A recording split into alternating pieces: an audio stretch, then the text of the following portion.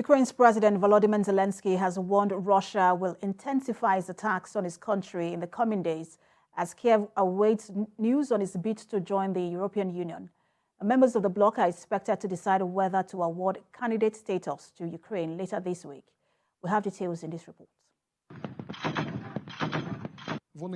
The move by EU member states would begin the process of Ukraine's admission to the alliance, which could take years to complete.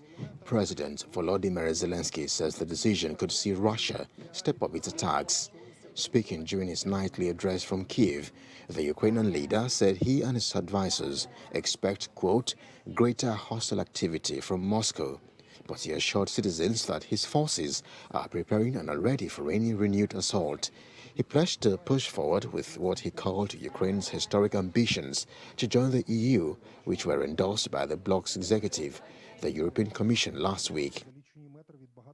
But now, the decision rests with the European Council, a body made up of the leaders of member states which will meet at a summit in Brussels and Belgium on Thursday and Friday. Meanwhile, EU Foreign Policy Chief Joseph Borrell says Russia's blockade of millions of tons of Ukrainian grain is a real war crime.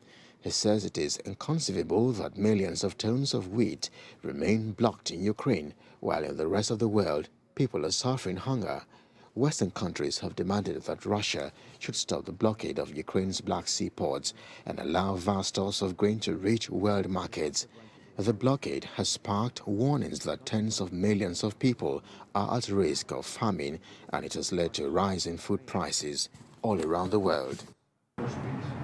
We are repeating, and I have to warn again, about the risk of a great famine in the world, especially in Africa.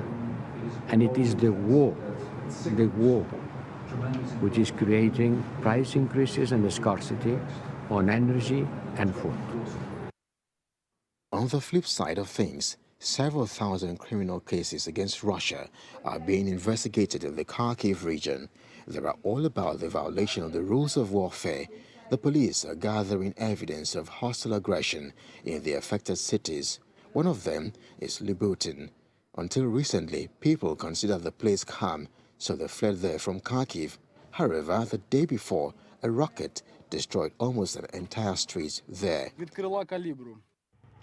Meanwhile, Ukrainian paramedic Luia Pevska, also known as Taria, has been released from Russian captivity.